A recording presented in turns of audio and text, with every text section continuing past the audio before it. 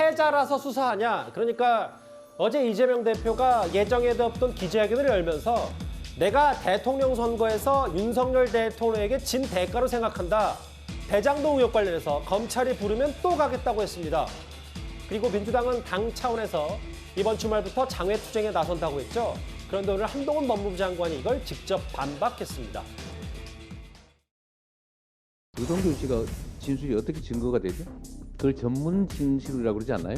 수사야 할 수 있지요. 수사는 할 수 있는데 뭐라고 하더라고 들었다가 증거가 됩니까? 모욕적이고 부당하지만 패자로서 오라고 하니 또 가겠습니다.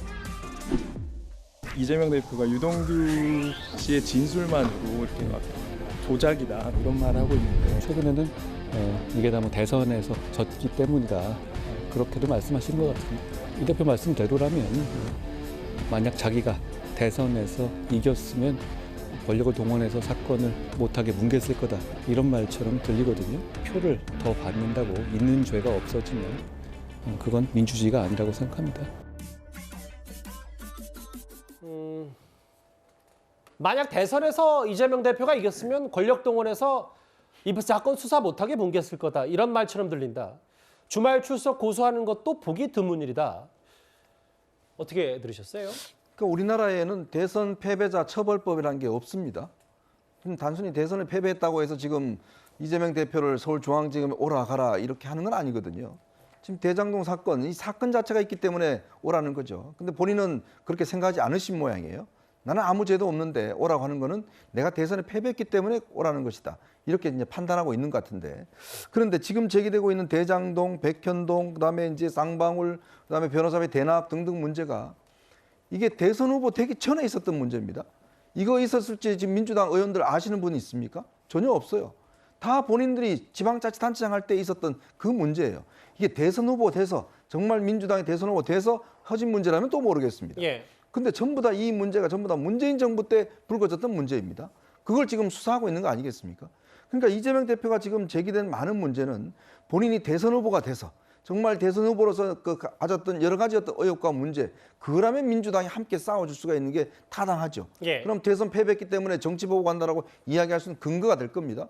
근데 이 많은 사건들은 본인이 예전에 자치단체장 할 때 비롯했던 다 그런 문제고 다 문재인 정부 때부터 수사가 시작된 문제란 말이죠. 이제 그거를 지금 본인이 대선 패배했다고 부른다라고 이야기하는 것 자체가 이건 모순적인 이야기 아니냐. 그리고 자기의 수사를 뭔가 정치보복으로 하기 위한 수사가 아니냐. 본인도 법률가이실 텐데 그런 정치적 주장을 하는 것은 이 상황 자체를 뭔가 정치 탄압으로 몰고 가려고 하는 저는 수사다 이렇게 보고 있습니다. 대선에서 이겼으면 권력 동원해서 사건 못하게 뭉갰을 것이다.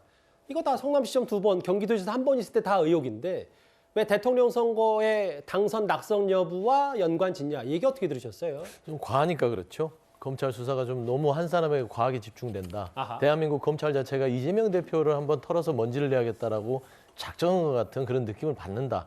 그런 이야기일 거예요. 그리고 당연히 대선 패배한 후보를 처벌하는 법은 없습니다. 하지만 대한민국의 아픈 역사가 늘 정치 보복이 끊임없이 있었습니다. 새로운 정부가 오면 그 전 정부의 사람들을 뭐 구속하거나 검찰에 보내고 전임 대통령들 아주 안 좋은 기억들이 많이 있지 않습니까? 이게 뭐 사실 진영 떠나서 보수 진보가 그래서 늘 마찬가지죠. 여야에서 주장했던 부분들은 이제 우리가 정치 보복의 사슬을 끊자라는 주장들을 정치에서 합니다.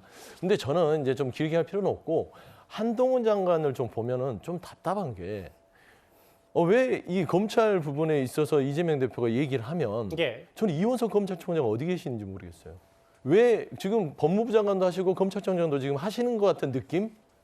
그건 좀 아니지 않나 싶어요. 법무행정에 좀 집중하셨으면 좋겠고 물론 잘하고 계시는데 이 검찰 일에 대한 부분들은 이원석 검찰총장이 좀 이야기를 하는 게 맞지 않냐. 근데 한동훈 장관께서는 너무 정치적으로 본인이 뭔가 이재명 대표, 야당 대표에 대한 각을 잡고 본인이 또 정치적인 이득을 얻으려고 하는 거 아니냐. 예. 좀 그런 좀 아쉬움이 있고 예. 저는 한동훈 장관께서 좀 말을 아끼셨으면 좋겠어요. 예. 국무위원으로서. 좀 국무위원으로서는 본인이 검찰을 관할하고 있지만 그럼에도 불구하고 본인이 얘기하고 싶어도 이원석 검찰총장한테 전화를 해서 우리 이 총장께서 여기에 대해서 얘기를 하시오. 이렇게 얘기하는 게 훨씬 낫지 않겠습니까? 예. 꼭 본인이 나서서 이야기를 해야 되냐라는 부분들을 그리고 하나 더 붙이면 저는 조금 본인이 번지수가 틀린 게 뭐 권력을 잡았으니까 덮자는 소리냐? 아 그러면은 지금 그 번지수는요 김건희 여사나 최은순 장모, 도이치모터스 주가 조작 이런 예. 부분들이 하나도 수사가 안 되잖아요. 예. 이런 걸로 해서 정말 살아있는 권력을 수사를 해야지 지금 다 덮었다고 보여요. 그러니까 이런 부분들을 한동훈 장관은 지금 현재 검찰이 왜 살아있는 권력 앞에서 예. 아무것도 하지 않느냐라고 질책하는 게 더 한동훈 법무부 장관이 더 뛰어나게 인정받을 수 있는 길이다라는 말씀 드리고 싶습니다. 뭐 여러 논평의 취지는 동감하면서도 김건희 여사 수사를 덮었다라고 단정할 수는 없습니다. 그렇게 보는 시각들도 있다라고 뭐 그건 뭐 말씀드립니다. 민주당의 시각도 있고 뭐 여러 뭐 다른 국민들의 시민들의 시각도 시각도 있고, 있고, 뭐 그렇습니다. 국민이라고 다 똑같은 건 그러니까 아니고 일부 매번 국민들은 말씀드리지만 있고 있겠죠. 예. 예. 또 한동훈 장관 얘기가 나오니까 여기저기서 좀 얘기하고 싶은 것 같은데 제 최병모 의원님 짧게 아니 드릴게요. 제가 말씀하십시오. 이런 얘기를 하려고 그래요. 저는 예. 이제 기자의 관점에서 좀 보면 사실은 기자는 누구들한테 질문을 할 수가 있잖아요. 예. 근데 한동훈 법무부 장관한테도 똑같은 질문을 했고 아마 이원석 검찰총장도 출근할 때 똑같은 질문을 했을 텐데 예. 그럼 왜 자꾸 한동훈 장관 발언만 기사가 되느냐? 예. 이게 진짜 기자의 관점에서 얘기하는 겁니다. 예. 그게 자꾸 기사가 되는 거예요. 예. 왜냐하면 한동훈 장관이 저렇게 자꾸 이재명 대표와 뭔가 이 맞서는 듯한 발언을 하잖아요. 그럼 그건 기사가 되고 아마도 제가 잘은 모르지만 보도가 안 나오는 거로 봐서는 이원석 검찰총장의 논평은 잘 기사거리가 안 되는 거죠.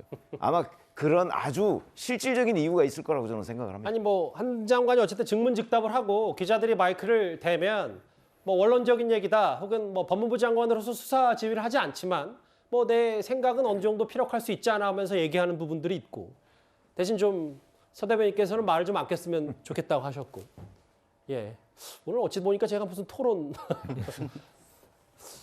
중재하는 것 같은데 일단 알겠습니다. 뭐 한동훈 장관이 이거는 뭐 당선됐으면 수사 붕괴 쓸 거 아니냐는 비판까지 했기 때문에